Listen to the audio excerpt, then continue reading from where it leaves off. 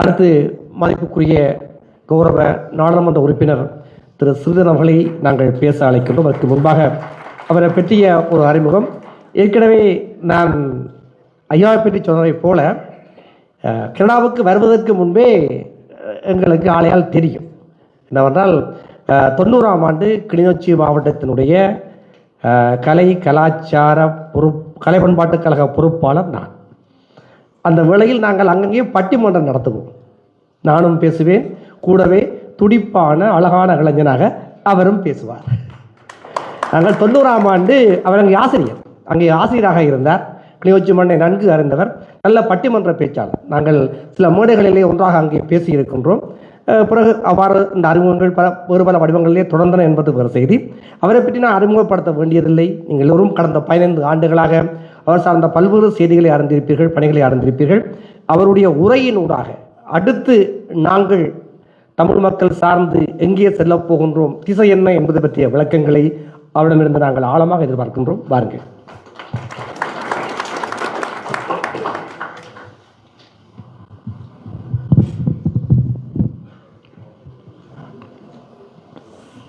இன்றைய இந்த காலை பொழுதிலே கனடா மண்ணிலே உங்களோடு சந்திக்கின்ற வாய்ப்பை தந்த இறைவனுக்கு முதல் நன்றிகள். இந்த நிகழ்வுக்கு தலைமை வகிக்கின்ற என் அன்புக்குரிய நண்பர் விவேகானந்தன் அவர்களே, இந்த நிகழ்விலே ஆசிரியரை வழங்கி அமர்ந்திருக்கின்ற குருக்கலையா அவர்களே, என்னுடைய சக நாடாளுமன்ற உறுப்பினராக இந்த மண்ணிலே நீண்ட காலம் வாழ்ந்து பல பணிகளாற்றி சிறை சென்று காந்தியம் காலம் தொடக்கம் இன்று வரை தன்னுடைய அயராத பணிகளை ஆற்றி வருகின்ற இன்றைய மக்களால் தெரிவு செய்யப்பட்ட நாடாளுமன்ற உறுப்பினர் கோதாசனன் அவர்களே, என்னுடைய உறவினரும் பள்ளிக்கால நண்பருமான நண்பர் தவக்குமார் அவர்களே, இந்த மண்டபத்திலே கூடியிருக்கின்ற என் அன்புக்குரிய உறவுகளே, மூத்த தலைவர்களே, சகோதரர்களே, சகோதரிகளே, பிள்ளைகளே, உங்கள் அனைவருக்கும் என்னுடைய அன்பான வணக்கங்கள். நாங்கள் வந்ததன் நோக்கம் கனடா அரசாங்கத்தினுடைய ஒரு அழைப்பு கிடைத்திருந்தது. குறிப்பாக தமிழ் மக்கள் மீது மேற்கொள்ளப்பட்ட இன அழிப்பு தொடர்பிலே, தமிழ் மக்களுடைய மனித உரிமை மீறல்கள் தொடர்பிலே, தமிழ் மக்களுக்கு நடந்த போர்க்குற்றங்கள் தொடர்பிலே, மனித குலத்துக்கு எதிரான குற்றங்கள் தொடர்பிலே தொடர்ந்தும் ஐக்கிய நாடுகள் மனித உரிமைகள் ஆணையத்தில் 2009ஆம் ஆண்டிலிருந்து தொடர்ச்சியாக வந்து கொண்டிருக்கின்ற அந்த பிரேரணை தொடர்பில் உங்களுடைய கடுமையான முயற்சிகள் காரணமாகவும் உங்கள் எல்லோருடைய ஒத்துழைப்பு காரணமாகவும் அதனுடைய கோ-கண்ட்ரிஸ் நாடுகளில் இணைய அனுசரணை நாடுகளில் ஒன்றாக இருக்கின்ற கனடாவினுடைய செயல்பாடுகள் முக்கியத்துவம் பெற்றிருக்கிறது. அவ்வாறான அந்த கனடாவினுடைய முக்கியத்துவத்தினுடைய ஒரு பகுதியாக இன்றைக்கு தொடர்ந்து அந்த எங்களுக்கு எதிராக நடைபெற்ற இன அழிப்பு, மனித குலத்துக்கு எதிரான குற்றங்கள், மனிதாபிமானத்துக்கு எதிரான குற்றங்கள் தொடர்பிலே அடுத்த கட்ட தொடர் நடவடிக்கைகளை எவ்வாறு கொண்டு செல்வது, அதனை கொண்டு செல்வதில் இருக்கின்ற இடையூறுகள் என்ன, புதிய அரசு ஒன்று அங்கு பதவியேற்றிருக்கிறது, அவை இதனை நகர்த்தி செல்வதிலே என்ன காரியங்களை ஆற்றலாம் என்பது தொடர்பிலே கனடாவினுடைய உதவி பிரதி அமைச்சராக இருக்கின்ற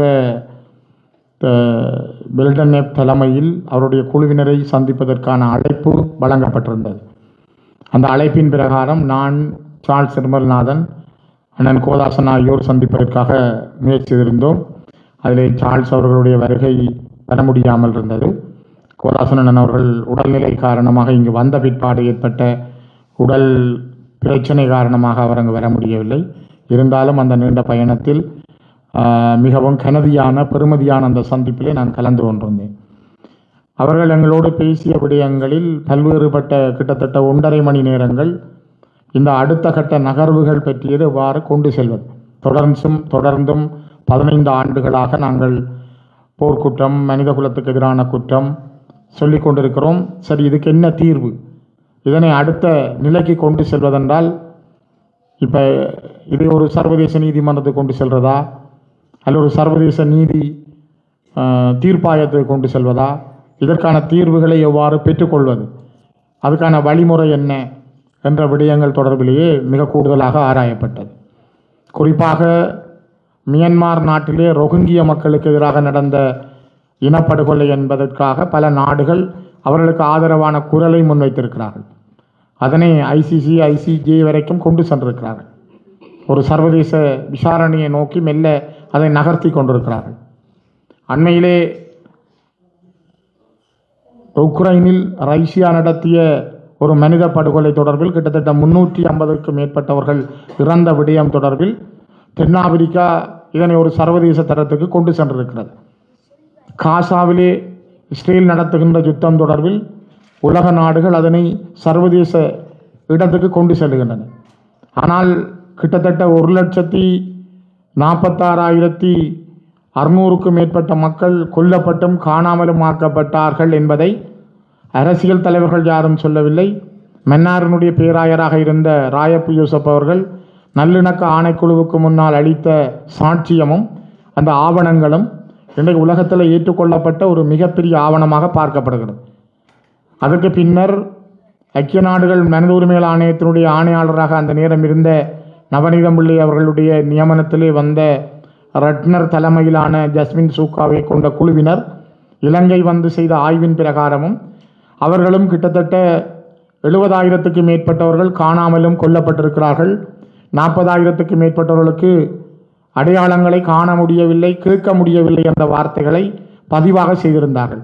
இவை விசாரிக்கப்பட வேண்டும் என்றும் குறிப்பிட்டிருந்தார்கள். இதற்கு பிறகு இலங்கை மீதான விசாரணை இப்பொழுதும் தொடர்ந்து கொண்டிருக்கிறது. அது ஒரு சர்வதேச தரம் வாய்ந்ததாக அமையவில்லை.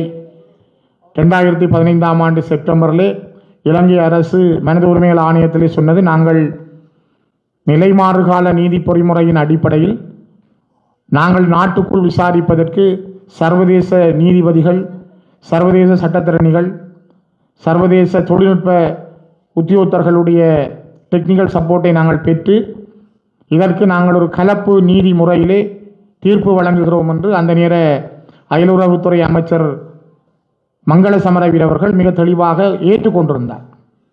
ஆனால் அவருக்கு பிற்பாடு கோட்டாவின் தலைமையிலே வந்த அரசு, அயலுறவுத்துறை அமைச்சராக இருந்த அலி சப்ரி அவர்கள் நாங்கள் அதனை ஏற்க மாட்டோம் என்று மிக தெளிவாக தங்களுடைய செய்தியை சொன்னார்கள். ஒருவர் சொன்னார், நாங்கள் ஏற்றுக்கொள்கிறோம், விசாரிக்கிறோம், இதனை ஒரு கலப்பு முறையாக கொண்டு செல்கிறோம், அதற்காக காணாமலாக்கப்பட்ட அலுவலகத்தை அமைக்கிறோம் என்றெல்லாம் சொன்னார்கள். ஆனால் அவருக்கு பிறகு வந்த அரசு அதனை 100% நிராகரித்தார்கள். இப்பொழுது வந்திருக்கிற அரசு கடந்த செப்டம்பர் மாதம் இந்த தீர்மானம் மீண்டும் கவனத்துக்கு எடுக்கப்பட்டு கால நீடிப்பு வழங்கப்படுகிற பொழுது இவர்கள் சொன்னார்கள், 3 பேர் தான் அவர்கள் இருந்தார்கள், ஜனாதிபதியோடு ஒரு பிரதமரும் 2 பாராளுமன்ற உறுப்பினர்களாக ஒரு கேபினட் இருந்தது. இவ்வளவு காலமும் அந்த கேபினட்டை விட அவர்கள் இந்த கேபினட்டிலே போட்டு தீர்மானத்தை எடுத்து கொடுத்தார்கள். நாங்கள் இதிலே இதை எதிர்க்கிறோம், நாங்கள் ஏற்றுக்கொள்ள மாட்டோம். அவை இது ஒரு மிக நெருக்கடிக்குள் நாங்கள் இருக்கிற சூழல். அவை தொடர்ச்சியாக நாங்கள் இதனை கொண்டு செல்ல வேண்டிய, அடுத்த கட்டத்துக்கு நகர்த்த வேண்டிய அந்த தொடர் நடவடிக்கை தொடர்பே தான் நாங்கள் கனடாவினுடைய ஒட்டாவாவிலே இந்த சந்திப்பில் கலந்து கொண்டிருந்தோம். அதனுடைய முயற்சிகளை எல்லா வழிகளிலும் நாங்கள் மேற்கொள்கின்றோம். இது எங்களுக்கு முன்னாலே இருக்கின்ற இது ஒரு மிகப்பெரிய பெருமதி வாய்ந்த ஒரு பிடி. இதிலிருந்து நாங்கள் தவறி போனாலும் அல்லது எங்களுடைய கையை விட்டு அது தவறி சென்றாலும் எங்களுக்கு சில வேளைகளில் அந்த விடயங்கள் அல்லது அது தொடர்பான அடுத்த கட்ட நடவடிக்கைகளை செய்ய முடியாமல் போகலாம். தமிழர்களுக்கு இன்று இருக்கின்ற ஒரு சக்தி இந்த சர்வதேச விசாரணை. குறிப்பாக இவ்வளவு மக்கள் கொல்லப்பட்டது, ஒரு இன அழிப்பு நடைபெற்ற என்பதற்கான ஆதாரங்கள் உண்டு. அதனை நாங்கள் இன்னும் சரியாக உறுதிப்படுத்தப்படவில்லை என்பது ஒரு பக்கம் இருந்தாலும் அதற்கான எவிடன்ஸுகள் தேடப்படுகிறது, சேர்க்கப்படுகின்றது. வலிந்து காணாமல் ஆக்கப்பட்டதுக்கான சாட்சியங்கள் உண்டு, கையாலே ஒப்படைக்கப்பட்ட கண்கண்ட சாட்சியங்கள் உண்டு. இவையெல்லாம் தொடர்ச்சியாக மேற்கொள்ளப்பட்டதன் அடிப்படையில் தான் இங்கு ஒரு கனதியான விடயமாக கையாளப்படுகிறது. இன்று எங்களுக்கு முன்னாலே அந்த செயல்பாடு சில வேளைகளில் இல்லாமல் போனால், அது எங்களுடைய கையை விட்டு செல்லுமானால் நாங்கள் அடுத்த கட்டத்துக்கு நோக்கி செல்வதற்கான ஒரு சர்வதேச அங்கீகாரம் எங்களுக்கு இல்லாமல் போய்விடும். அதனால்தான் இந்த விடயத்திலே அநேகமாக ஈடுபாடுடைய நாடுகளோடு தொடர்ச்சியான பேச்சுவார்த்தைகளில் நாங்கள் ஈடுபடுகிறோம். அந்த விடயம் தொடர்பில் நாங்கள் மட்டுமல்ல, தமிழ் தேசியத்தோடு இருக்கின்ற கட்சிகள் பலரும் ஈடுபடுகின்றன. அவர்கள் அதுக்குரிய ஆவணங்களை எவிடன்ஸை தேடிக் கொடுக்கின்ற விஷயங்களிலும் ஈடுபட்டிருக்கிறார்கள். புலம்பெயர் நாடுகளில் இருக்கின்ற பல அமைப்புகள் அதில் தீவிரமாக செயல்படுகின்றன. அதனால்தான் இந்த நாடுகள் கூட அதிகமான கவனம் செலுத்துகிறார்கள். இந்த டயஸ்போரா ஒரு பலமானதாக இருப்பதனால் அந்த காரணமும் இதற்கான ஒரு பக்குவத்தை தந்திருக்கிறது. ஆகவே இது ஒரு முயற்சி. இந்த முயற்சியினுடைய பாற்பட்ட பயணம்தான் எங்களுடைய வருகை. அதனுடைய தொடர்ச்சியாக நாங்கள் வந்த இடங்களிலே உங்களோடு நாங்கள் சந்திக்கின்ற வாய்ப்புகள் கிடைத்ததுக்கு முதல் நன்றிகள் உங்கள் எல்லோருக்கும். முக்கியமாக இன்று ஒரு புதிய அரசு இலங்கையிலே ஆட்சி பீடமேறி இருக்கிறது. வரலாற்றிலே குடும்ப ஆட்சிகள் அல்லது ஒரு லிபரல் டைப் என்று சொல்லப்படுற மிதவாத அரசியல் தலைவர்களில் இருந்து புரட்சிகர அரசியலை முதன்முதல் இலங்கையில் அறிமுகம் செய்த, ஆயுத ரீதியான கிளர்ச்சியை உருவாக்கிய ரோகண விஜயவீர தலைமையில் உருவாக்கப்பட்ட ஜேவிபி 71களில் தன்னுடைய அந்த கிளர்ச்சி தோற்று போன பிற்பாடு 89களில் 87ஆம் ஆண்டு இலங்கை இந்திய ஒப்பந்தத்தினூடாக கொண்டுவரப்பட்ட தீர்மானத்துக்கு எதிராக, இந்திய பொருட்களுக்கு எதிராக, இந்திய நடவடிக்கைகளுக்கு எதிராக திரும்பவும் ஒரு ஆயுத போராட்டத்தை அவர்கள் முன்னெடுத்த அந்த காலகட்டத்தில் அவர்கள் அழிக்கப்பட்ட இடத்தில் இருந்து மெல்ல மெல்ல தங்களை கட்டி வளர்த்து அவர்கள் கொண்டு வந்த அரசியல் காலமும் சூழலும் அவர்களுக்கான ஒரு வாய்ப்பை கொடுத்திருந்தது.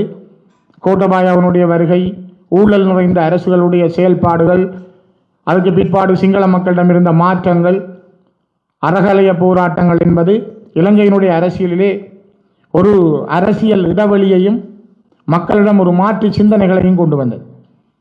சிங்கள இளைஞர்கள் பலர் கடவுச்சீட்டுக்களை பெற்று நாடு கடந்து செல்லுகின்ற அளவுக்கு அந்த நாட்டினுடைய பொருளாதாரம் வீழ்ச்சியை நோக்கி போயிருக்கிறது. இப்போ சிங்கள இளைஞர்கள் கடவுச்சீட்டு காரியாலயத்திலே காலை 3 மணிக்கு காவல் நின்று அந்த கடவுச்சீட்டு புத்தகங்களே இல்லை என்று சொல்கிற அளவுக்கு இலங்கையினுடைய நிலைமை மாறியிருந்தது. இந்த களச்சூழல்கள் தேசிய மக்கள் சக்தி என்ற என்பிபிக்கான ஒரு பெரிய அரசியல் வாசலை திறந்து விட்டிருக்கிறது. இந்த அரசியல் வாசலை சரியாக பயன்படுத்தி கொண்டார்கள். அவரிடம் இருந்த அந்த எழுச்சி, மக்களோடு இருந்த ஊடாட்டம், மக்களுக்குள் அவர்கள் கடந்த 34 ஆண்டுகளுக்கு மேலாக ஆற்றிய பணிகள் அவர்களை ஒரு தேசிய எழுச்சியாக, தேசிய சக்தியாக மாற்றியிருக்கிறது. ஜனநாயக ரீதியாக மக்களால் அவர்கள் தெரிவு செய்யப்பட்டிருக்கிறார்கள். ஜனாதிபதி 43 வீதமான வாக்குகளை பெற்றிருந்து ஜனாதிபதியாக வந்திருந்தாலும் 2வது விருப்பு வாக்கு சேர்க்கப்படுகிற பொழுதும் அவரே முன்னிலையில் இருந்த காரணத்தால் அவர் ஜனாதிபதியாக சட்டப்படி தெரிவு செய்யப்பட்டார்.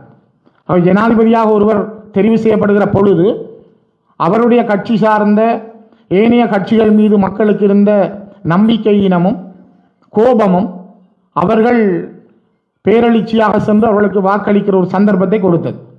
அதிலும் இது ஒரு விகிதாசார தேர்தல் முறை. தொகுதி வாரி தேர்தல் முறையில் ஜே.ஆர். ஜெயவர்தன 6ல் 5 பெரும்பான்மையை 77களில் பெற்றிருந்தார். ஆனால் இது விகிதாசார தேர்தல் முறையில் 3ல் 2 பெரும்பான்மை 159 ஆசனங்களை பெறுகின்ற அளவுக்கு ஒரு மாற்றம் என்பது சிங்கள மக்களிடம் வந்திருக்கிற பெரிய மாற்றம். சிங்கள இளைஞர்களிடம், சிங்கள மக்களிடம் எதிர்காலம் பற்றிய ஒரு எண்ணத்தை அது கொடுத்திருக்கிறது. அதே சமகாலத்தில் போராட்டத்தினூடாக இந்த மண்ணிலே பல ஆயிரக்கணக்கானவர்களை விதைத்து, பல லட்சம் மக்களை இழந்து, கோடிக்கணக்கான சொத்துக்களை இழந்து, மிகப்பெரிய டயஸ்போராக உலகமெல்லாம் வாழ்ந்து கொண்டிருக்கின்ற எங்களுடைய இனம் தன்னுடைய தேசிய எழுச்சியிலிருந்து மெல்ல இறங்கி இருக்கிறது. ஒரு தற்காலிக பின்னடைவை சந்தித்திருக்கிறது. அதைத்தான் அண்ணன் கோதாசன் அவர்கள் சொன்னார். அதுக்கான காரணங்கள் என்ன? 72ஆம் ஆண்டு அரசியல் ஜாப்பு கொண்டு வரப்படுகிற பொழுது எங்களுக்கு இருந்த சிறு பாதுகாப்பு பறிக்கப்பட்டது. 78 அரசியல் ஜாப்பு வருகிற பொழுது ஜே.ஆர். ஜெயவர்தனை ஆணை பெண்ணாகவும் பெண்ணை ஆணாகவும் மாற்றுவதை தவிர அனைத்து அதிகாரங்களும் அது இருப்பதாக அவர் அந்த நேரம் கோஷமிட்டார். ஆனால் 72லேயோ 78லேயோ அல்லது அதுக்கு முதல் இருந்த அரசியல் விஷயங்களில் தமிழருடைய உரிமைகள் தொடர்பிலே சரியாக தமிழர்களிடம் எந்த விருப்பங்களும் கேட்கப்பட்டிருக்கவில்லை. ஆனால் இனி வரப்போகின்ற இந்த அரசாங்கம் ஒரு புதிய அரசியல் அமைப்பை கொண்டு வர முயற்சிக்கிறார்கள். இந்த அரசியல் அமைப்பை அவர்கள் கொண்டு வருகிற பொழுது நாங்கள் அண்மையிலே ஒரு பாராளுமன்ற குழுவின் தலைவராக எனது தலைமையில் நாங்கள் 8 பாராளுமன்ற உறுப்பினர்களும் ஜனாதிபதியை சந்தித்த பொழுது முதலாவதாக என்னால் வைக்கப்பட்ட கோரிக்கை, நாங்கள் இந்த நாட்டினுடைய ஒரு தேசிய இனமாக, உங்களுக்கு இருக்கின்ற அதே தேசிய தனித்துவங்களோடு வாழுகின்ற ஒரு இனமாக, உங்களை மதித்து உங்களுடைய மொழி, நிலம், பண்பாடு, கலாச்சாரம், உங்களுடைய தனித்துவம், அடையாளங்களை நாங்கள் மதிக்கின்ற அதே நேரம் அதே சம அந்தஸ்துடைய இனமாக நாங்களும் இருக்கிறோம். ஆகவே நாங்கள் இந்த நாட்டினுடைய உங்களுடைய சம பங்காளிகளாக வாழ்வதற்கு சமஷ்டி அடிப்படையிலான நாங்களும் எங்களை ஆளுகின்ற ஆட்சி முறையில் உலக நாடுகளில் இருக்கின்ற பல்வேறுபட்ட சமஷ்டிகளை மையமாக வைத்து ஒரு அரசியல் தீர்வை நாங்கள் எதிர்பார்க்கிறோம். குறிப்பாக நாங்கள் அந்த இடத்திலே நான் குறிப்பிட்டு சொன்னது, சுவிட்சர்லாண்டிலே ஒரு வகையான சமஷ்டி உண்டு. கனடாவிலே கியூபெக்கு வழங்கப்பட்டிருக்கிற விசேட அதிகாரங்களுடன் கூடிய கனடாவினுடைய சமஷ்டி நாடாளுமன்றம் உண்டு. பெல்ஜியத்தில் இருக்கின்ற சமஷ்டி அடிப்படையிலான அந்த அரசியல் அமைப்பு முறை இருக்கிறது. ஒற்றையாட்சி நாடாக பிரித்தானியா இருந்தாலும் கூட அயர்லாந்து பிரிந்து சென்றது போல ஸ்காட்லாந்து பொதுசன வாக்கெடுப்பின் மூலம் பிரிந்து செல்வதற்கான தயார் நிலை அடைந்தது போல ஒரு தங்களை தாங்கள் ஆளுகின்ற அந்த ஆட்சி முறையுடன் கூடிய கௌரவமான நீடித்து நிலைக்கக்கூடிய ஆட்சி முறை தமிழர்களுக்கு வழங்கப்படுகிற பொழுது இலங்கை என்ற நாட்டை வளர்ப்பதற்கு நாங்கள் எந்த நேரமும் தயாராக இருக்கிறோம். அது உங்களுடைய வளர்ச்சிக்கானதாக மாறும். ஒரு சின்ன எக்ஸாம்பிளையும் நான் குறிப்பிட்டிருந்தேன். மலேசியாவிலே பினாங்கு மாநிலம் அதிகமான தமிழர்களை கொண்ட ஒரு மாநிலம். மலேசியாவுடைய பொருளாதாரம் விழுந்த பொழுது மலேசியா கை கொண்ட ஒரு யுக்தி, அங்கிருக்கிற தமிழர்கள் நீங்கள் வெளிநாடுகளில் இருக்கின்ற முதலீடுகளை உள்ளுக்கு கொண்டு வாருங்கள், உங்களுக்கு தனித்துவமான நிதி அதிகாரம் தரப்படுகிறது. அவர்கள் முதலீடுகளை கொண்டு வந்தார்கள். அது பினாங்கு மாநிலத்தை மட்டுமல்ல, மலேசியாவினுடைய பொருளாதாரத்தையும் அது உயர்த்தியது. அதேபோல வடக்கு கிழக்கு என்பது மரபு வழி வரலாற்று ரீதியான தொன்ம அடையாளங்களை கொண்ட தமிழர்களுடைய நிலப்பிரதேசம். எங்களுக்கான அந்த நிதி அதிகாரம், எங்களுடைய நில அதிகாரங்கள், எங்களுக்கான காவல்துறை அதிகாரங்கள் என்பது வழங்கப்பட்டு இந்த நாட்டுக்குள் ஒரு தீர்வு முயற்சியை நீங்கள் மேற்கொண்டால் அது எங்களை மட்டுமல்ல உங்களையும் உயர்த்தும் என்ற செய்தி சொல்லப்படுகிற பொழுது அவர் சொன்னார், நாங்கள் இன்னும் 3 ஆண்டுகளுக்குள் ஒரு புதிய அரசியல் அமைப்பை கொண்டு வருவோம். கொண்டு வரும் பொழுது நாங்கள் அதை பற்றி பேசுகிறோம். ஆனால் சமஷ்டி என்பது சிங்கள மக்களிடம் அது ஒரு தனிநாடு போல பேசப்படுகிறது. அதே நேரம் ஒற்றையாட்சி என்பது தமிழ் மக்களிடம் சந்தேகத்தோடு பார்க்கப்படுகிறது. நாங்கள் இந்த விடயங்கள் பற்றி பேசி புதிய அரசியலமைப்பில் அதனை கொண்டு வர காத்திருக்கிறோம் என்ற செய்தியை சொன்னார். இதில் நீங்கள் ஒரு விஷயத்தை மிக கவனமாக பார்க்க வேண்டும். இவ்வளவு காலமும் ஒரு அரசியலமைப்பு இலங்கையில் வருகிற பொழுது மக்களிடம் அது பொதுசன அபிப்பிராய வாக்கெடுப்புக்கு விட தேவையில்லை, அந்த முறை இருக்கே. ஆனால் இப்போ கிட்டத்தட்ட 38 ஆண்டுகளுக்கு முதல் ஜேஆர் ஜெயவர்தன கொண்டு வந்த இந்த இப்பொழுது இலங்கையில் நடைமுறையில் இருக்கின்ற 1978ஆம் ஆண்டு இந்த அரசியல் அமைப்பிலை மாற்றி ஒரு புதிய அரசியல் அமைப்பு வரையப்படுமானால் அது பாராளுமன்றத்தில் 3/2 பெரும்பான்மையோடு மக்களுடைய பொதுசன வாக்கெடுப்புக்கு அது சமர்ப்பிக்கப்பட வேண்டும். ஒரு நெருக்கடியான நிர்பந்தமான தமிழ் மக்களுக்கு ஆரோக்கியம் இல்லாத அதிகார பகிர்வற்ற அவர்களை தொடர்ந்தும் இந்த ஒற்றையாட்சி நிலைமைக்குள் வைத்திருக்கின்ற ஒரு சூழலுக்குள் ஒரு அரசியல் அமைப்பு வரையப்படுமானால் தட்டி தவறி இப்பொழுது இருக்க அரசியல் மாற்றங்களில் எங்கள் மக்கள் அதுவும் சரிதான் என்று நிலத்திலே உள்ளவர்கள் அதற்கு வாக்களித்து விடுவார்களானால் அடுத்த கட்டம் நாங்கள் சமஷ்டி பற்றி கூட பேச முடியாமல் போயிடும். ஒரு மிகப்பெரிய ஆபத்து எங்களுக்கு முன்னாலே இருக்கின்றது. அதனால் தான் அண்மையிலே நானும் கஜேந்திரனும் எங்களுடைய வீட்டில் யாழ்ப்பாணத்திலே எனது இல்லத்திலே நாங்கள் ஒரு மணி நேரம் பேசியிருந்தோம். இந்த புதிய அரசியல் அமைப்பு முறை வந்தால் நாங்கள் எவ்வாறு இதனை எதிர்கொள்வது, இது கட்சிகளுக்கு அப்பால் எங்களிடம் இருக்கிற வேறுபாடுகளுக்கு அப்பால் இன ரீதியாக நாங்கள் சந்திக்க போகின்ற இந்த விடயத்திற்கான ஒரு உரையாடலை எவ்வாறு தொடங்குவது, அந்த உரையாடல் எவ்வாறு எங்களுடைய மக்களிடமிருந்து ஒரு தெளிவுபடுத்தல் மூலமாக மேலே கொண்டு வாரது, மக்கள் அதை எவ்வாறு புரிந்து கொள்வது, அதற்கான ஒரு தொடக்கத்தை நாங்கள் செய்யலாமன்னே என்ற விஷயத்தை தான் கஜன் பொன்னம்பலம் அவர்களும் கஜேந்திரனும் நானும் பேசிக்கொண்டோம். அது தொடர்பாக யாழ்ப்பாணத்தில் மட்டுமல்ல, கிழக்கிலே மட்டக்களப்பு திருவோணமலையில் உள்ள சிவில் அமைப்புகள், எங்களுடைய பாராளுமன்ற உறுப்பினர்கள் மற்றும் இது பற்றிய நிபுணர்களோடு இந்த உரையாடல்கள் மெல்ல மெல்ல ஆரம்பிக்கப்பட்டிருக்கிறது. ஏனென்றால் நாங்கள் ஒரு ஆபத்தை நோக்கி தள்ளப்படலாம். நாங்கள் தமிழிலம் கேட்டவர்கள், அது பிழை இல்லை. ஒரு மனிதனுடைய உரிமை, அவன் வாழுகின்ற உரிமைக்காக போராடுகிறான். தமிழீழ மண்ணில் நாங்கள் தேசிய விடுதலைக்காக போராடியவர்கள். இதில் இருக்கிற பல பேர் அந்த கனவுகளோடு நாங்கள் வாழ்ந்தவர்கள். தேசிய தலைவர் பிரபாகரனுக்கு பின்னால் நாங்கள் அணிதிரண்டு கடைசி முள்ளிவாய்க்கால் வரை அந்த கனவுகளோடு சென்ற இனம்தான் நாங்கள். எங்களுக்கு குண்டுகள் செய்ய தெரியும், துப்பாக்கி தூக்க தெரியும், எங்களுக்கு எங்கள் நிலத்தை காப்பாற்ற தெரியும், எங்களுக்கு அந்த ஓர்மம் வன்மம் இருக்கிறது. நாங்கள் அழிந்து போன இனம் அல்ல. பல உலகத்திலே பல இயக்கங்கள், பல விடுதலை அமைப்புகள் யுத்தம் மௌனிக்கப்பட்டால் அடையாளம் தெரியாமல் போயிருக்கின்றன. ஆனால் நாங்கள் யுத்தத்தில் தோற்றிருந்தாலும் மௌனிக்கப்பட்டிருந்தாலும் அரசியல் ரீதியாக நாங்கள் மாற்றத்தை நோக்கி வந்திருக்கிற ஒரு இனம். இன்றைக்கு இதில் இவ்வளவு பேர் கூடுறோம் என்றால் ஏதோ ஒரு எண்ணம், சிந்தனை அல்லது பார்வை இல்லாமல் நாங்கள் இதில் கூட முடியாது. ஆகவே நாங்கள் தோற்று போன இனம் அல்ல, நாங்கள் இழந்து போன இனம் அல்ல. இழப்புகளுக்கு மேலால் எங்களை தகவமைத்துக் கொள்வதற்கான ஒரு செல் நெறியை உருவாக்குகிற ஒரு இனம் நாங்கள். அந்த நம்பிக்கையும் எங்களிடம் இருக்கிற அந்த தைரியமும் தான் அழிந்து போகாமல் எங்களை வைத்திருக்கிறது. ஆகவே நாங்கள் இந்த காலகட்டத்தில் தமிழீழம் கேட்ட நாங்கள் சமஸ்டி கேட்டோம்.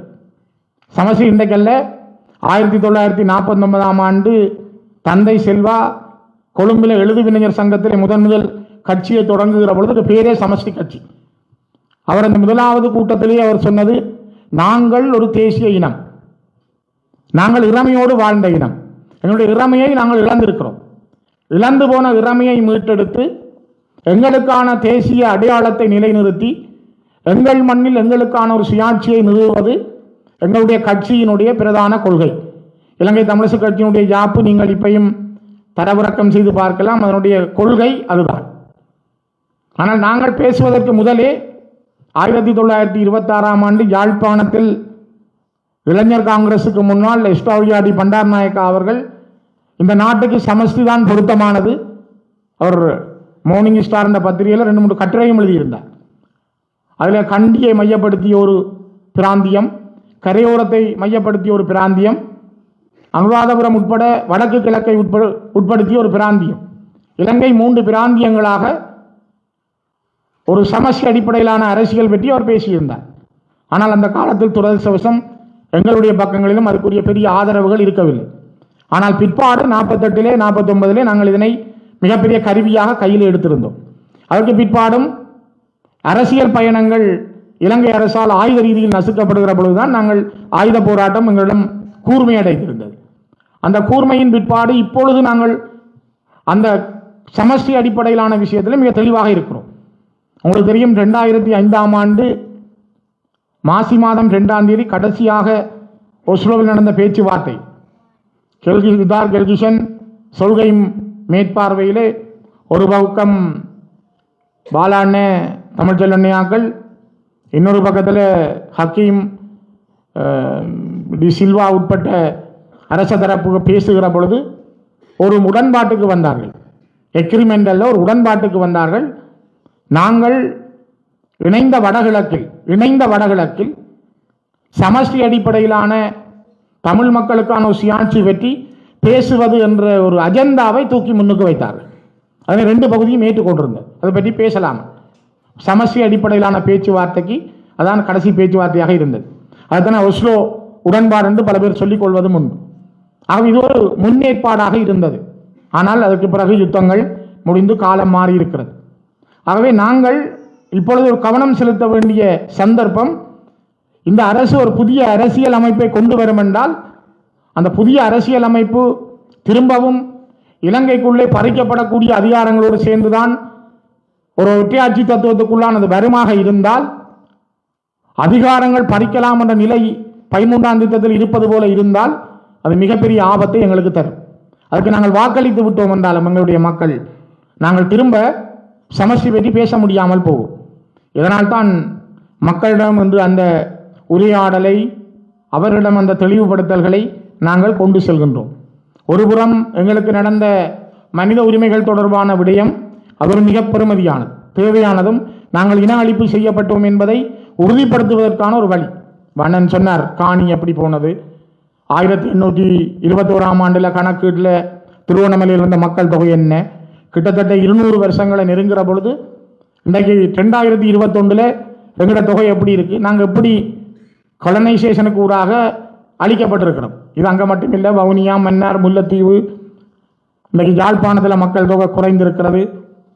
நாங்கள் ஏன் இப்படி போய்கொண்டிருக்கிறோம்? உதாரணத்துக்கு பல்வேறுபட்ட நெருக்கடிகளை நாங்கள் சந்திக்கிறோம். ஆனால் சவால்கள் கிழக்கில் அதிகமாக இருக்கு. உண்மையாக அவர் வேலை செய்கிற திருவண்ணாமலை மாவட்டம் அவருடைய சொந்த மாவட்டமாக இருந்தாலும் சவால் மிகுந்த மாவட்டம். அந்த மக்கள் இன்றைக்கு அதில் துணிஞ்சு வாக்களித்து தெரிவு செய்கிறன்றதே அது பெரிய ஒரு சவால். அம்பாறையில் ஒரு பாராளுமன்ற உறுப்பினர் எடுக்கிறன்றதே மிகுந்த சவால். அவை அது ஒரு அந்த மக்கள் மீது அந்த மக்களை நாங்கள் பாராட்ட வேண்டும். இதை கடந்து இந்த பயணத்தில் வருகிற பொழுதுதான் எங்களுக்கு முன்னாலே இருக்கின்ற மிகப்பெரிய அரசியல் தன்மையை எங்களுக்கு தருகின்றது. இதில் தான் அவர் சொன்னது போல ஒரு விஷயம் நீங்களும் கவனத்தில் எடுங்கள். இனிவரும் காலங்களில் சாதாரணமாக கிளிநொச்சியில் 1,09,000 வாக்காளர்கள், யாழ்ப்பாணத்தில் 4,92,000 வாக்காளர்கள், எல்லாமா 5,93,000 வாக்காளர்கள், 92,000 வாக்காளர்கள் யாழ்ப்பாண தேர்தல் மாவட்டத்தில். ஆனால் 2 லட்சம் பேர் வாக்களிக்க போகுது. சிலர் அங்கே இல்லை, வாக்காளர்களாக பதிவு செய்திருக்கிறார்கள், அங்கே இல்லை. இது நீங்களும் ஒரு சந்தர்ப்பம் இருக்கிறது. இனிவரும் காலங்களில் இப்போ இருக்கிற அரசு யோசிக்குது சில நாடுகளில் தூதரகங்களில் தேர்தல் வாக்கெடுப்பு நடத்தலாமான். இப்போ கனடா இலங்கை தூதரகம் இங்கே இருந்தால் இங்கிருப்பவரிடம் வாக்கெடுப்பு ஒரு தேர்தல் வர்ற பொழுது வாக்கெடுப்பை பெற்றுக் கொள்ளலாமா, இந்த சிந்தனை அவரிடம் உண்டு. ஆகவே இந்த இரட்டை குடியுரிமை என்பதை பதிவதில் அதிகமான கரிசனையை நீங்கள் கொள்ள வேண்டும் என்பதும் அண்ணன் கோதாசனுடைய கோரிக்கையோடு எனக்கும் அந்த சந்தர்ப்பத்தை நான் உங்களிடம் முன்வைக்கிறேன். நாங்கள் அவ்வாறு எங்களுடைய பலத்தை என்னென்ன வழிகளில் கொண்டு செல்லலாம் என்று பார்க்க வேண்டிய தேவை இருக்கிறது.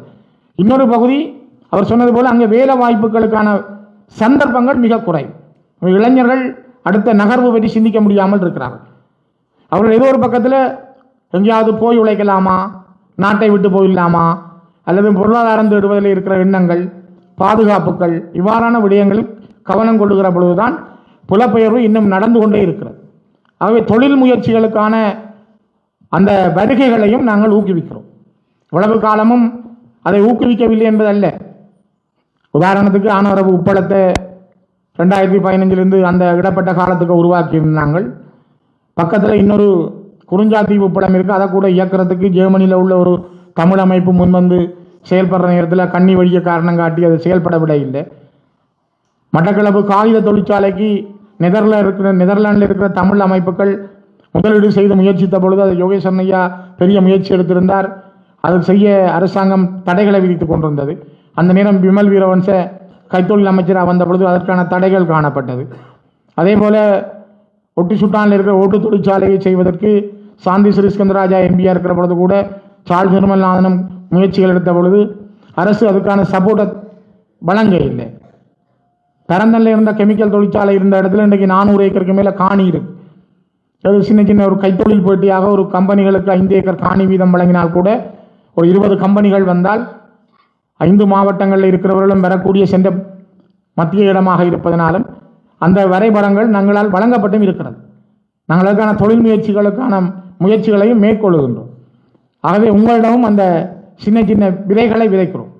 உதாரணமாக வட்டக்கச்சி அரசு விவசாய பண்ணை, திருநெல்வேலி அரசு விவசாய பண்ணையும், குண்டசாலை அரசு விவசாய பண்ணையும் வட்டக்கட்சியும் சமகாலத்தில் உருவாக்கப்பட்டவை. ரெண்டிலையுமே பல நூற்றுக்கணக்கானவர்கள், ஆயிரக்கணக்கானவர்கள் விவசாய மாணவர்களாக கல்வி கற்றுத்தான் வெளியேறியிருக்கிறார்கள். அந்த காலத்தில் கிளிநொச்சியில் நடந்த குடியேற்றங்கள் கூட இந்த விவசாய பாடசாலைகள் படித்தவர்களை மையப்படுத்தி தான் குடியேற்றங்கள் மேற்கொள்ளப்பட்டது. ஆகவே இன்று அந்த விவசாய பாடசாலை இராணுவ முகாம். இதற்காக பாராளுமன்றத்தில் சிறப்பு பிரேரணை கொண்டு வந்திருக்கிறேன். அது பற்றி நாங்கள் போராட்டம் நடத்தியிருக்கிறோம். ஆனால் இதுவரை அரசு அதனை இன்னும் விடுவிக்கவில்லை. இப்பொழுதும் இந்த அரசுக்கு அந்த திட்டத்தை சமர்ப்பித்திருக்கிறோம். வருகிற 26ஆம் தேதி கிளிநொச்சி நடக்கிற ஒருங்கிணைப்பு குழு கூட்டத்திலும் அந்த விடயம் முன்னெடுக்கப்பட இருக்கிறது. அவ்வாறு ஒரு காலத்தில் 1000 பேர் அங்கே வேலை செய்திருந்தார். பரந்தனில் நெல் ஆராய்ச்சி நிலையம், புதிய நெல்லினங்கள் கண்டுபிடிக்கப்பட்ட காலம் உண்டு. இங்கே விதை உற்பத்தி செய்யப்பட்ட இடம். ஆகவே இந்த தொழில் முயற்சிகளை மேற்கொள்ளக்கூடிய களங்கள் எங்களிடம் உண்டு. அந்த களங்களை நோக்கி நகர்த்துவதற்கு உங்களுடைய பக்கங்களையும் நாங்கள் அதிகமாக எதிர்பார்க்கிறோம். நாங்கள் பேசிக்கொள்வது தமிழர்களிடம் நிறைய முதலீட்டாளர்கள் இருக்கிறார்கள் என்று சொல்கிறோம். ஆனால் அதை ஒழுங்குபடுத்தப்பட்ட முறையில் செய்வதற்கான தயார் நிலைகளை கொண்டு வந்தால் நாங்களும் முழுமையாக உங்களோடு ஒத்துழைத்து அங்கிருக்கின்ற இளைஞர்களுக்கான வேலை வாய்ப்பை வழங்குவதில் கடும் முயற்சி எடுப்போம், உங்களோடு இருப்போம். உதாரணத்துக்கு நீங்கள் இந்த அறிவியல் நகர் கிளிநொச்சியில் இருக்கிற 2 ஆடை தொழிற்சாலைகள் உங்களுக்கு தெரியும். 2010ஆம் ஆண்டு கிளிநொச்சியில் உள்ள பல இளம் பெண்கள் வலுக்கட்டாயமாக ஏமாற்றப்பட்டு 16 பேருந்துகளில் கொழும்புக்கு கொண்டு செல்லப்பட்டார். இப்போ நான் யாழ்ப்பாணம் இருந்து வந்து கொண்டிருந்தான், கச்சேரிக்கு வேலை செய்கிற ஒரு எழுதுவினைஞர் தான் எனக்கு சொன்னார், பொம்பளை புள்ளிகளை ஏற்றுறாங்கல்ல. நம்ம வந்து அவரோட விசாரிக்கிற பொழுது இராணுவம் தான் அவர்களை ஏற்றி கொண்டு வந்தது. அந்த நாங்கள் பாராளுமன்ற உறுப்பினராக ஈடுபட்ட புதிது. உங்களுக்கு தெரியும், அந்த நேரம் இந்த இராணுவ கெடுபிடிகள் நெருக்கடிகளை தாண்டி எவ்வாறு நடந்து கொள்ளலாம், அவர்களை மறைத்து விளங்கப்படுத்தி முருவண்டி வரையும் போன 2 பஸ்ஸை திருப்பி அவர்களை வீட்டுக்கு அனுப்பி பிறகு சம்பந்தப்பட்ட கம்பெனிகளோடு பேசி 2 கம்பெனிகளை கிளிநொச்சியில் வர பண்ணி கிட்டத்தட்ட 4000 பேர் முல்லைத்தீவு, கிளிநொச்சி, மன்னாரில் இருக்கிறவர்களுக்கான வேலை வாய்ப்புகள் உருவாக்கப்பட்டிருந்தது. நாளாந்தம் அங்கு அந்த ஆடை தொழிற்சாலைகளுக்கு அவர்கள் வேலைக்கு சென்று வந்தார்கள். ஆனால் இன்றைக்கு கிட்டத்தட்ட 2000க்கு குறைந்துட்டு. காரணம், இலங்கையில் செய்கிற உற்பத்தி செலவு கூடவா இருக்கா, தங்களுக்கு ஓடர் இல்லை என்று கம்பெனி சொல்கிறார்கள். ஆனால் அதே நேரம் பங்களாதேஷில் அவர்கள் உற்பத்தியை கூட்டுறார்கள். அங்கே இருக்கிற கூலி குறைவு, எங்கள்கிட்ட இருக்கிற கூலி கூடவா இருக்கு. எங்களுக்கு அது இன்னொரு வகையான பின்னடைவையும் தருது. ஆனால் அதை நாங்கள் விடவும் மேலாது. இன்றைக்கு இந்த அரசுக்கு கூட உள்நாட்டில் இருக்கிற உற்பத்திகள், தேயிலையோ தெங்கோ ரப்பரோ பெரிய அளவில் அந்நிய செலாவணியை தருவதாக இல்லை. ஆனால் அவர்களுக்கு இருக்கிறது டூரிசம், சுற்றுலாத்துறை மட்டும்தான் இப்போ அவர்களுடைய தேசிய இருப்பை பேணி பாதுகாக்கிற ஒரு அங்கமாக இருக்கு. அடுத்த நகர்வும் கூட அவர்கள் செய்ய போகிறது கடனை வாங்கி அதுக்கு வட்டி கட்டுறது, கடனை கட்டுறது, நாட்டை அபிவிருத்தி செய்வதை பற்றி யோசிக்கிறாங்க. இந்த அரசாங்கத்தினுடைய அடுத்த ஸ்டெப்பும் என்ன, அவரோட பெரிய முதலீடு பல்கலைக்கழக மாணவர்கள், அடுத்தது அரச உத்தியோகத்தர்கள். உங்களுக்கு தெரியும், நிறைந்த அரச உத்தியோகத்தர்கள் அவருக்கு இந்த முறை வாக்களித்திருந்தார். இனி அவளுக்கு சம்பளத்தை கூட்டினால் பொருட்களின் விலையை கூட்டுவார்களா குறைப்பார்களா? பல்கலைக்கழகத்தால் வெளியேறின 4 ஆண்டுகளுக்குரிய மாணவர்கள் இன்றைக்கு வேலை இல்லாமல் இருக்கிறார்கள். இவர்களுக்கான வேலை வாய்ப்பு எப்படி மாறப்போகுது? நான் இப்பொழுது கூட அரசு மீது நான் பிழை சொல்ல இல்லை, அவர்கள் இப்போதான் அந்த பொறுப்பை எடுத்திருக்கிறார்கள். சரி, அவருடைய சந்தர்ப்பம் பார்க்கலாம், அவர்கள் எவ்வாறு முயற்சிக்கிறார்கள், எந்த அளவுக்கு போகிறார்கள். ஒரு 6 மாத காலங்கள் அதனை தீர்மானிக்கின்ற நாட்களாக மாறும். இந்த அரசை நாங்கள் எதிர்க்கிறோம் என்பதல்ல, அல்ல அரசு மீது பிழை சொல்கிறோம் என்பதல்ல. ஆனால் இவருடைய கடந்த காலங்கள் நம்பிக்கை தரக்கூடியதாக எங்களுக்கு இருக்கே இல்லை என்பதை நாங்கள் மறக்க முடியாது. இணைந்திருந்த வடகிழக்கை வழக்கு போட்டு இதே கட்சி தான் பிரித்தது. சுனாமி கட்டமைப்பு கொண்டு வந்த பொழுது விடுதலை புலிகளோடு ஒப்பந்தம் செய்து சுனாமி கட்டமைப்புக்கு எதிர்த்து இதே அனுரகுமார் சாநாயக்க விவசாய அமைச்சராக சந்திரிகாவோடு இருந்து வெளியில் போனவர். 40,000 இளைஞர்களை படைகளுக்கு சேர்த்து யுத்தத்தை நடத்தி முடிப்பதற்கு முழுமையான ஒத்துழைப்பை வழங்கியவர். நாங்கள் அதை சொல்லிக் கொண்டிருக்கவில்லை. ஆனால் கடந்தும் கூட ஒரு கால சூழல் வந்திருக்கிறது. சரி, சிலவிட அவர்கள் கடந்த காலங்களை யோசித்து உணர்ந்து அந்த மாற்றங்களோடு ஒரு புதிய சிந்தனை களத்துக்குள் வருவார்களானால் நாங்கள் அது பற்றி செயல்படுவதற்கு தயாராக இருக்கிறோம். ஆனால் பிரதானமானது எங்களுக்கான ஒரு நிரந்தர அரசியல் தீர்வு. இன்றைக்கு நாங்கள் சின்ன சின்ன சலுகைகளுக்காக நாங்கள் ஓமண்டு போயிட்டோம் என்றால் நாளைக்கு அந்த சலுகைகளுக்கு அப்பால ஒரு இனத்தினுடைய அடையாளம் இல்லை இனத்துக்கான தீர்வு அவருடைய முயற்சி என்பது கையை விட்டு போயிடும். உதாரணத்துக்கு இந்தியாவினுடைய ஒரு செமி கவர்மெண்டாக அரை சமஷ்டியாக அந்த மாநிலங்கள் இருந்தாலும் ஸ்டாலின் அமெரிக்காவுக்கோ அல்லது டோஹாக்கோ போய் முதலீட்டாளர்களை கொண்டு வந்து அவர் தமிழ்நாட்டில் முதலீடு செய்கிறார். ஆனால் எங்கள்கிட்ட முதலமைச்சர் விக்னேஸ்வரய்யா இருக்கிற பொழுது டொரண்டோவில் வந்து ஒரு ஒப்பந்தம் செய்து யாழ்ப்பாண மாநகர சபையோடு இணைந்து ஒரு வேலை திட்டத்தை செய்ய முடியாமல் தடுக்கப்பட்டார். ஒரு முதலமைச்சர் நிதியம் உருவாக்குறதுக்கு அவருக்கு சட்டத்தில் இடம் இல்லை. இலங்கை அரசு அனுமதி கொடுக்க இல்லை.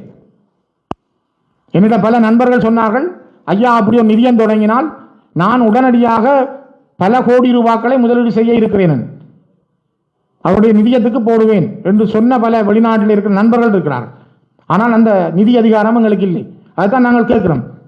நிதி அதிகாரம், காணி அதிகாரம், போலீஸ் அதிகாரம் இல்லாத பறிக்கப்படுற இந்த அதிகாரங்கள் இருந்தால் ஒரு வளர்ச்சியை அல்லது ஒரு முன்னேற்றத்தை காட்ட முடியாது. தலைவர்கள் மாறுகிற பொழுது இலங்கையிலே அவர்கள் சொல்லுவார்கள், சந்திரிகா வரைக்கும் நீங்கள் பார்த்துருப்பீங்க, இலங்கையில் 62 விதமான மக்களுடைய வாக்கை பெற்று சந்திரிகா வந்தார், ஒரு தேவதையாக சொல்லப்பட்டார், தீர்வு பொதியோடு வருகிறார் என்றார்கள். நாங்கள் சந்திரிகா சாரி, சந்திரிகா பேக்கு, சந்திரிகா செருப்பெல்லாம் போட்டு திரிஞ்ச காலம். ஆனால் இன்றைக்கு மாற்றம் என்று எங்களுக்குள்ளேயே பல பேர் பேசுகிறோம். மாற்றம் நல்லது, நாங்கள் ஏற்கிறோம், மாற்றம் பெற வேணும். அந்த மாற்றம் எங்களுடைய அடிப்படை கொள்கைகளில் இருந்து பாதிக்கப்பட்ட இனத்தினுடைய அடிப்படை பிரச்சனைகளில் இருந்து விடுபட்டு வேறு திசைக்கு கொண்டு போவதாக அந்த மாற்றம் இருக்கக்கூடாது. மாற்றம் என்பது ஒரு நிலையான நிரந்தரமான அரசியல் தீர்வாக அது மாறுகிற பொழுது நாட்டிலே இரண்டு தேசிய இனங்களும் தங்களை தகவமைத்துக் கொள்வதற்கான வாய்ப்பாக அது மாறும். ஆகவே இன்றைய காலச்சூழலில் எங்களுக்கு நடந்த அநீதிகளுக்கு நாங்கள் தீர்வு கேட்கிறோம். இந்த அரசு அதை எப்படி செய்ய போகிறோம்? குறிப்பாக பாருங்கள், ஜெனீவா தீர்மானம் வந்ததுக்கு பிற்பாடுதான் அண்மை நாட்களில் ஓராண்டுக்குள் முல்லைத்தீவில் குமுளமுனை என்ற பிரதேசத்திலே கிட்டத்தட்ட 46 பெண் போராளிகளுடைய உடல்கள் தோண்டி எடுக்கப்பட்டது. உங்களுக்கு தெரியும் நினைக்கிறேன். நான் போய் பார்த்தேன். அந்த நீதவான் சரியாக அதை செய்ததால் அவர் மீது பிரயோகிக்கப்பட்ட அழுத்தம் காரணமாக அவர் அந்த நாட்டை விட்டு ஓட வேண்டிய சூழலுக்கு தள்ளப்பட்டார். தடயவியல் நிபுணர்கள் சொல்றார்கள், அந்த பிள்ளைகள் அரை உயிரோடு வாயெல்லாம் ஆவென்றபடி அவர்கள் அப்படியே புதைகுழியில் போட்டு மண்ணள்ளி புதைக்கப்பட்டார்கள். உங்களோட தங்கச்சியா இருக்கலாம், உங்களோட பிள்ளையா இருக்கலாம், சகோதரியா இருக்கலாம். யோசிச்சு பாருங்க. இது இதுவரைக்குமான இந்த மனித குலத்துக்கு எதிரான குற்றங்கள் மிகப்பெரிய ஒரு என்ன தீர்வு? இந்த அரசாங்கம் அதுக்கு என்ன தீர்வை தரப்போகிறது? நாங்கள் இதை விட்டுருவோமா? நான் அன்றைக்கு அண்மையில் யாழ்ப்பாணம் மானிப்பாயில் சந்திக்கிற பொழுது ஒரு சொன்னார், நாங்கள் எல்லாத்தையும் பழசுகளை கழிச்சொன்று இயலாது, நாங்கள் புதிய சிந்தனைக்கு போவோம். நான் புதிய சிந்தனைக்கு ஓகே, நான் எல்லாத்துக்கும் விருப்பம். அப்படி என்றால் இந்த குமுளமுனையில் 46 பேரையும் அது எங்கட இல்லை, எங்களுக்கு அதுக்கு சம்பந்தம் இல்லை, உண்ட அக்கா இல்லை, உண்ட தங்கச்சி இல்லை, என்ற பிள்ளை இல்லை என்று அதை விட்டுருவோமான்னு கேட்டேன். அதில் மற்றவர்கள் சொன்னாரோ அதை எப்படி விடுறேன்? இப்போ நாங்கள் அதைத்தான் கேட்குறோம். எங்கேயோ ஒருத்தர் நியாயம் கிடைக்கிற பொழுதுதான், நீதி நிலைநாட்டப்படுகிற பொழுதுதான், உண்மை உறுதிப்படுத்தப்படுகிற பொழுதுதான் பொறுப்பு குரல் தன்னுடைய பணியை செய்யும். கனடா பாதிக்கப்பட்ட இந்த பழங்குடி மக்களுக்காக தன்னுடைய செய்தியை சொல்லுகிறது. பெரிய உலகத்தில் முன்னேற்றம். எங்கே அந்த மக்கள் எப்படி சித்திரவதை செய்யப்பட்டார்கள், கொல்லப்பட்டார்கள், அழிக்கப்பட்டார்களோ அவர்கள் பற்றிய சிறப்பான ஏற்பாடுகளை கனடா மேற்கொள்கின்றது.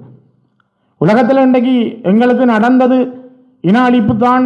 அதுக்கான ஒரு தினத்தையும் கொண்டு வந்து ஒரு பில்லை கனடிய பாராளுமன்றத்தில் கொண்டு வர்றதுக்கு காரணமாக நீங்கள் தான், உங்களுடைய வாக்கு தான். சிலவள உங்கள்கிட்ட இருக்கிற அந்த அரசியல் பலம் தான் கனடா அதை செய்தது. அதனால்தான் நாங்கள் கிளிநொச்சியில் கனடா அரசாங்கத்துக்கு ஆதரவாக ஒரு பெரும் கூட்டத்தை ஏற்பாடு செய்திருந்தாங்க. தீர்மானம் நிறைவேற்றி கனடிய அரசுக்கு அந்த தீர்மானத்தை நாங்கள் வழங்கியும் இருந்தாங்க. அதுக்கு பிறகுதான் கனடிய உயர்ஸ்தானியருக்கும் எங்களுக்கும் இடையில் கூட அந்த உறவுகள் வளர்ந்து கொண்டிருந்தது. ஆகவே இந்த பயணங்கள் எங்களுக்கு மாற்றங்களை தந்திருக்கிறது தானே. இறந்து போனவர்களை நாங்கள் கையை விடுவோம், அதை பற்றி நாங்கள் பேச தேவையில்லை, அல்ல அதை பற்றி நாங்கள் கதைக்க தேவையில்லை என்று சொல்வதல்ல. அங்கே இருந்துதான் எங்களோட இனத்துக்கான விடுதலை என்பதும் சரியான பாதைக்கு கொண்டு செல்லப்படும். ஆகவே இது எல்லாம் ஒரு நெருக்கடி மிகுந்த, சவால் மிகுந்த சூழல். தேர்தலில் நாங்கள் பின்னடைவை சந்திச்சிருக்கிறோம். சில நேரம் அது பார்வையில் தோல்வி என்று சொல்லலாம். அதுக்கு பல காரணங்கள் உண்டு. அண்ணன் கோதாசன் சொன்னது போல, நீங்கள் உங்களுக்குள்ளே ஒற்றுமை இல்லை, நீங்கள் என்ன எல்லாரும் இப்படி இருக்கிறீங்க, நாங்கள் என்ன அவங்களுக்கு போடணும். கிளிநொச்சியில் ஜனாதிபதி தேர்தல் நேரம் 72,000 பேர் வாக்களித்திருந்தார்கள். பாராளுமன்ற தேர்தல் நேரம் 61,000 பேர் வாக்களித்தார்கள். 11,000 பேர் வாக்களிக்கல. சில இடங்களில் சொன்னார்கள், தேர்தல் முடிஞ்ச பிறகு நான் கதை கேட்க எங்களுக்கு ரோட்டு போட இல்லை, நாங்கள் போடுறோம்டா உங்களுக்கு தான் போடணும், உங்களுக்கு கோபம், நீங்கள் எங்களுக்கு அபிவிருத்தி செய்ய இல்லை, நாங்கள் நெருங்க இப்படி எப்படி இருக்கிறது, எங்களுக்கு எழும்பி போக மனம் பெறையில்லை, கட்சிக்கு ஒற்றுமை இல்லை, நீங்கள் வழக்கில் நிற்கிறீங்க. அப்போ அதால் நாங்கள் பேசாமல் விட்டுட்டோம். நாங்கள் வாக்கு போட போயிடுது. சரி, மாறி போட்டவரை கேட்டால் நாங்கள் ஒரு பாடம் படிப்போம்னு போட்டுனாங்க. பாடம் படிப்பிக்க உங்களுக்கு இதாடாப்பா கிடைச்சதுன்னு கேட்டால், இல்லை அது சிலவில் உங்களுக்கு போட்டால் சரி, நீங்கள் ஒரு ஆள் உங்களுக்கு போட்டால் வேறு ஆகலை பின்னால் வந்துடுவார்கள், உணவு போடலாது. எனக்கு வாக்கு போடாத பலர் எனக்கு நேர சொன்னார்கள், நாங்கள் உணவு போட மாட்டோம், ஆனால் உங்களுக்கு தான் போடணும், போட மாட்டோம், அதை அடுத்த வருஷம் பார்க்குறோம்.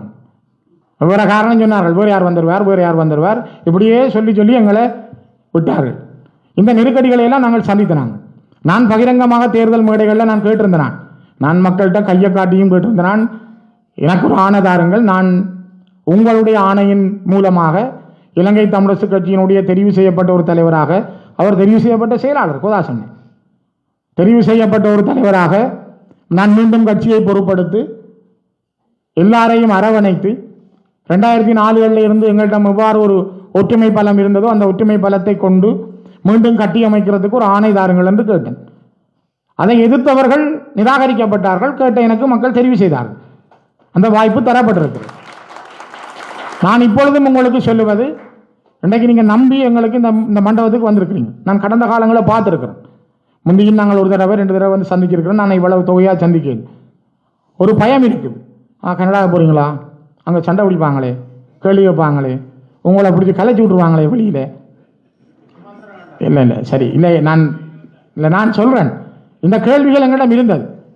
ஆனால் எங்களோட மக்களுடைய மனங்கள், உங்களுடைய முகங்கள், உங்களுடைய செயல்பாடுகள் ஓரளவுக்கு நாங்கள் அறிந்து தெரிந்து கொண்டோம். நானும் 20 வருஷம் வாத்தியாரா பிரின்சிபலாக இருந்தான், கொஞ்சம் உளவியலை பார்த்துருப்பேன் தானே. நாங்கள் உங்களுடைய ஒரு உறவுகளாக உங்களோட நீண்ட காலம் இருக்கிறவர்கள். அண்ணன் கோதாசன் உங்களுடைய வாழ்ந்த ஒருவர். தயவு செய்து சில கோபங்கள் இருக்கும், உங்களிடம் இருக்கு, அது எங்கள் மீதும் இருக்கும். ஆனால் அதை விரோதமாக பார்க்காதீங்க. நாங்கள் கூட மன்றாட்டமாக கேட்குறோம். அதை கோபிச்சு விரோதமாக கோபக்காரராக பார்க்காதீங்க. சரி, இதை எப்படி திருத்துறது, இதை எப்படி கையாளுவோம், இதுக்கு என்ன வழி இருக்குது, எந்த ஐடியா இது, இதை நீங்கள் செய்யுங்க, அப்படி போவோமே. அது ஒரு மாற்றம் தானே. எங்களோட இலக்கை அடைய வேணும், எங்களோட தேச இலக்கை நாங்கள் அடைய வேணும் என்றால் நானும் நீங்களும் இதில் விரோதிகளாக கதைக்கிறதன் மூலமாக அந்த இலக்கை அடையலாமா? அல்லது நாங்கள் கோபங்கள் இருந்தாலும், நான் நேற்று இரவு கூட எனக்கு எதிராக எழுதக்கூடியவர்களே சிலர் என்னோட நான் உனக்கு எதிராக தான்டா எழுதினேன், பாப்போம் இனி சரியாக நடந்தாண்டா இந்த ரூட்டில் போவோம், இல்லையோ நான் கழுவி ஊற்று வந்தான் உன்னையும். நாங்கள் அப்படி பயந்து போகலால். விமர்சனங்களை அரசியலில் ஏற்க தவறினால் அவர் அரசியலில் இருக்கிறார். அரசியல் என்பது விமர்சனத்துக்குரிய இடம்தான். கூட விமர்சிக்கப்படுறவர் வாத்தியாரும் அரசியல்வாதியும். ரெண்டிலும் நான் இருந்தபடியாக எனக்கு அது ரெண்டும் தெரியுது. ஆகவே நான் உங்கள்கிட்டையும் வினயமாக அன்போட கேட்கிறது, முதல்ல எங்களுக்கு வேறுபாடு இருக்கு, கோபம் இருக்கு. நாங்கள் சில ஒரு கேள்வி கேட்கணும் மாதிரி இருக்கும், அல்ல இப்படித்தான் சொல்லணும் மாதிரி இருக்கும். எங்கள்கிட்ட இருந்த பல பேரும் சில நேரங்களில் தூர பார்வைகள் இல்லை, சில பேர் சிலதை நேற்றுக்கொண்டு வெளியேறுறது. நான் என்னட்ட இருக்க அளவு தெரிய வேணும். நான் கடைசி வரையும் சொன்னான், உங்களுக்கு தெரிஞ்சிருக்கும். நான் கேட்டால் தமிழிசை கட்சியிலான்னு கேட்பேன், இல்லையென்றா நான் அந்த தேர்தலில் போட்டியிட மாட்டேன் என்று பகிரங்கமாக நான் அறிவித்தேன். எனக்கு சீர் கொடுக்கக்கூடாது ஒருத்தர் தலையால் கிணறுகின்றனர், எவ்வளவோ செய்து பார்த்தவர். அதையெல்லாம் தாண்டி அந்த சவால்களுக்கு முகம் கொடுத்து சந்தித்து அதுக்கப்புறம் தேர்தலில் நிற்கிற பொழுதே இவர் பார் பெர்மிட் எடுத்தவர் என்று கூட எனக்கு எதிராக பிரச்சாரம் டிரெக்ட் இல்லை இன்டிரெக்டாக கூட கையாண்டாங்க. நான் பகிரங்கமாக சவால் விட்டான், திராணி இருந்தா, உனக்கு தில் இருந்தா, நீ ஒரு தைரியமான ஆளண்டா உறுதிப்படுத்தி நான் விட்டுட்டு போறேன். இப்பையும் உங்களுக்கும் சொல்றேன், நான் அதை உறுதிப்படுத்தினா நான் விட்டுட்டு போறேன் அரசியல். அப்ப ஒருவர் மீது நாங்கள் ஒரு பொய்யை திரும்ப திரும்ப திரும்ப சொல்லி கொண்டிருந்தால் சிலவள அது உண்மையாக்கப்படலாம் உலகத்தில். ஆனால் அதுக்கான எவிடன்ஸ் என்ன? கடைசி நேரம் தேர்தலுக்கு வாக்களிக்க ஒரு 4 நாளைக்கு முதல் சில அல்லக்கைகள் ஒரு பட்டியல் போட்டார். ஸ்ரீதரன் லெட்டரில் சித்தார்த்தன் பேர் சிவாசையும் போட்டார். செய்தவனுக்கு அது விளங்கியது, என்ன எழுதணும் விளங்கியது. எந்த லெட்டரில் சித்தார்த்தன் சிவாசனான் எப்படி போடலும், ரிஜிஸ்டர்ட் நம்பர் எப்படி வரையலும். அப்ப இதுதான் இந்த உலகத்தில் இருக்கிற பல பேருடைய மூட தன்மைகள். தர்மம் எப்பையும் வெல்லும். அறம் ஒரு மனிதனை காப்பாற்றித்தான் இருக்கு. தர்மத்தின் வழி அரசியல் என்பது இன்றைக்கு கிட்டத்தட்ட 7-8 வருஷங்களுக்கு பிறகு கனடாவில் உங்களுக்கு முன்னுக்கு என்னையும் கோதாசனையும் எம்பியா கொண்டு நிறுத்தி இருக்கின்றால் இது ஒரு அறத்தின்பாற்பட்ட அரசியல். உண்மையில் நாங்கள் போராடின ஆயுத போராட்டம் என்பது அறத்தின்பால்பட்ட போராட்டம், அது ஒரு தர்மத்தின்பால்பட்ட போராட்டம். அதனால்தான் அந்த அறமும் தர்மமும் தான் இன்றைக்கு எங்களை இந்த இடத்துல கூட வச்சிருக்கு. அந்த மேதகு தேசிய தலைவரும் அந்த போராளிகளுடைய தியாகமும் அந்த ஆத்மாக்களும் கொட்டும் மழையிலையும் 30,000 பேரை துயிலுமில்லத்துக்கு வர செய்தண்டால், கனகபுரம் துயிலுமில்லத்தில் அன்றைக்கு மழை கொட்டோன்னு கொட்டுது. உங்களோட இப்போ இங்கே சினோ கொட்டுற மாதிரி இது கூட பரவாயில்ல, நீங்கள் ஜக்கெட்டை போட்டு வருவீங்க. தூரதேசங்களில் இருந்து அன்றைக்கு முழங்கால் அளவு வெள்ளத்தில் வந்து 30,000 பேர் கனகபுரத்துக்கு நிற்கிறார்கள் என்றால், ஏனைய துயிலுமில்லங்களை மக்கள் கூடுறார்கள் என்றால், இவ்வளவு தடைகளையும் தாண்டி என்ன இருக்கு அதுக்கு பின்னாலே? எங்களோட மக்கள் எங்களை விட்டு போக வேண்டும், நீங்க அப்படி நிற்காது. எங்களுக்கு ஒரு போடப்பட்டிருக்கு. இந்த கூட்டுல இருந்து திருந்தே இல்லையண்டா, நாங்கள் வாழ்க்கையில திருந்தேலாது. ஆகவே இது ஒரு செய்தி, மக்களால் எங்களுக்கு தரப்பட்ட செய்தி. இப்போ நான் இங்கே நிற்கிறேன், இன்றைக்கு கூட நான் அங்கே பேசுகிற பொழுது எங்களுடைய கட்சி சார்ந்த உறுப்பினர்கள் இன்றைக்கு உதயநகரில் ஜெயபுரத்தில் சந்திப்புகள் நடத்துகிறாங்க. மக்கள்கிட்ட போகிறோம். பல பேர் நான் எங்களோட கட்சியை சார்ந்த உறுப்பினர்கள் இருக்கிறார்கள், அங்கே நின்று வேலை செய்தவர்கள் இங்கே இருக்கிறார்கள், இப்போ நான் பாரபடியாக பார்க்க வந்தவர்கள் இருக்கிறார்கள், எங்களுடைய மெம்பர்ஸாக எங்களுடைய பிரதேச மெம்பர்ஸாக இருந்தவர்கள் இருக்கிறார்கள். எல்லாரும் அர்ப்பணித்து செய்தவர்கள். அது இன்றைய காலகட்டம் இல்லை. உங்களுக்கு தெரியும் 2011ஆம் ஆண்டு நொச்சியாகமாவில் வச்சு என்ன சுட்டார்கள். தெஜலான ஆண்டை செத்துருந்தா நீங்களும் எல்லாரும் செத்த வரிசையில் என்னையும் சொல்லிட்டு விட்டுருப்பீங்க. அது போயிருக்கும், முடிஞ்சிருக்கும். சரி, அதுக்கப்புறம் என்னுடைய காரியாலயத்துக்களை கொண்டு வந்து குண்டுகளை வச்சு எங்களுடைய சேர்மன் வேலமாலிதன் உட்பட 2 பேரை அரெஸ்ட் பண்ணி பயங்கரவாத தடுத்தத்தில் கொண்டு 13 மாதங்கள் காரணமின்றி வைத்திருந்தார்கள். பிறகு மன்னிப்பு கேட்டு விடுதலை செய்தார்கள். நாங்கள் கூட்டம் நடத்துகிற 4 எம்பிமார் காரியாலயத்தில் வச்சு 1000 பேர் சிங்கக்கூடியோர் வந்து எங்களோட ஒபிஸை அடித்து உடைச்சாங்க. 2011ஆம் ஆண்டு இதில் கஜன் இருக்கிறார், தீவன் இருக்கிறார், சாந்தீவன், ஏனியவர்கள் இருக்கிறார், ஒரு விதானியார் கூட நிற்கிறார், கேட்டு பாருங்கள். பன்னீர் குளத்திலிருந்து வந்தவர். நாங்கள் 2011 எலெக்ஷனில் கூட்டம் வச்சா பூனேரியில் 4 காகமும் 2 தந்தி போசும் 2 கரண் போசும் தான் இன்னிக்கும். ஆட்கள் வரமாட்டார்கள் கூட்டத்துக்கு. எல்லாரும் கடைகளுக்கு எங்கேயும் தள்ளித்தான் இருப்பார்கள். நாங்கள் 4 ஸ்பீக்கரை கட்டி போட்டு பேசுவோம். கடைசியாக 2 அம்மா தான் வந்திருந்தா கூட்டத்தில். கூட்டம் முடிய எல்லாரும் கடையில் விட்டு வெளியில் போவார். பழையில் கூட்டம் வச்சால் ஒரு 10 பேர் தான் இருப்பார்கள், வெளியில் வரமாட்டார்கள், கடைகளுக்கு ஆக்கள் இருப்பார். இப்படி மெல்ல மெல்ல மெல்ல அரசியலை வளர்த்து தான் வந்தாங்க. நாங்கள் சாதாரணமாக யுத்தத்துக்கு பிறகு ஏதோ இன்றைக்கு இருக்கிற மாதிரி புரட்சிகர அரசியல் செய்தல்ல. மெல்ல மெல்ல மக்களோடு இருந்து மக்களோடு நடந்து நடந்து நடந்து தான் இந்த தூரமாக அது வந்தோம். இன்றைக்கும் அதே நெருக்கடிகளுக்குள்ள இருக்கிறோம். திசை மாறி இருக்கு, வேறு திசைகள், வேறு வேறு நபர்களுடைய வருகைகள், சமூக வலைத்தளங்களுடைய பிரசன்னங்கள். இது ஒரு நெருக்கடி தான். பத்திரிகைகளை பார்த்த காலம் போய், நாங்கள் ஃபேஸ்புக்கை முகநூலை ட்விட்டரை பார்த்த காலம் போய், இப்போ யூடியூபர்ஸ் ஒரு அணி உருவாகியிருக்கு. அதுக்கு அவர் மீது கோபம் கொள்ளையிலாது. ஒரு யூடியூபர் வந்து ஒரு விஷயத்தை செய்கிறாருன்னா ஏன் நான் 2 யூடியூபரை உருவாக்கக்கூடாது? நல்லதை ஏன் சொல்லக்கூடாது? கெட்டதைத்தான் ஒன்று சொல்லுதென்றால் ஏன் நல்லதை சொல்லக்கூடாது? அது யார் மீதும் கோபம் கொள்வதல்ல, யார் மீதும் குற்றம் சாட்டுவதல்ல. நாங்களும் அந்த திசையை நோக்கி நல்லதுக்காக நாங்கள் செல்கிற பொழுது சில வேளைகளில் நல்லது செல்வதற்கு கொஞ்சம் காலம் எடுக்கும், அல்லது செல்வதற்கு உடனடியாக நடக்கலாம். காலம் தீர்மானிக்கும். இயற்கை என்பது எப்பொழுதும் இடைவெளிகளை வைத்திருக்காது. தந்தை செல்வா சாவடையும் பொழுது தலைவர் பிரபாகரன் பற்றி அவர் சிந்திக்க மாட்டார். தலைவர் பிரபாகரன் போர் மவினிக்கப்படுற பொழுது எனக்கு பிறகு கனடாவில் இவ்வளோ பேர் கூடி கதப்பாங்களென்று அவர் சிலவில் நினைச்சிருக்க மாட்டார். பொறுப்பு தரப்பட்டிருக்கலாம் உங்கள்கிட்ட மனச்சாட்சியின்படி. யோசித்து பாருங்கள். வரலாறு எப்பையும் தலைவராக ஒருதலை அடையாளப்படுத்துறது. தலைவர்களை வரலாறு தரும். அந்த வரலாற்றின் தலைவர்களை நாங்கள் பின்பற்றி செல்வதற்கான பாதை தான் எங்களுக்கு முன்னாலே இப்போ இருக்கிறது. இதை தான் நான் விவேகானந்தன் சொன்னார், ஸ்ரீ நீங்கள் என்ன திசை காட்ட போறீங்க? நான் திசை காட்டிய காட்ட இல்லை, தயவு செய்து அதை மறந்துடுங்கள். நான் காட்டுற வீடு தான். முதல் வீட்டுக்கு இருந்து தான் பேச வேணும். வீட்டை உடைச்சி வெளியிலேருந்து பேசியலாது. வீட்டுக்கு இருந்து பேசுவோம். அது ஆறாக இருந்தாலும், மானாக இருந்தானே, சைக்கிளாக இருந்தானே, முதல் வீட்டு முத்தத்தில் விட்டுட்டு இருந்து பேசுவோம். பேசி நாங்கள் எப்படி எல்லாத்தையும் சரிப்படுத்தி கொண்டு போகிறோன்றதுக்கு போவோம். குத்து விளக்காக இருந்தாலும் வீட்டுக்காக கொடுத்தலாம், சங்காக இருந்தாலும் கோவிலில் தான் ஊற்றலாம். ஆகவே நாங்கள் பயணிக்கிற பாதை என்பதில் விட்டு கொடுப்புகள், தியாகங்களோடு ஏனையவர்களையும் அரவணைத்து பயணித்து ஒரு புதிய பாதையை சமைப்பதற்கு, இயற்கை தருகின்ற இடைவெளிகளை சரியாக கெட்டியாக பிடித்து பயணிப்பதற்கு உங்களுடைய அந்த தொடர்ந்த நல்லெண்ணங்களையும் சிந்தனைகளையும் வரவேற்று இந்த அருமையான வாய்ப்புக்கும் சந்தர்ப்பத்துக்கும் நன்றி கூறி மீண்டும் விடைபெறுகிறேன். மிக்க நன்றிகள்.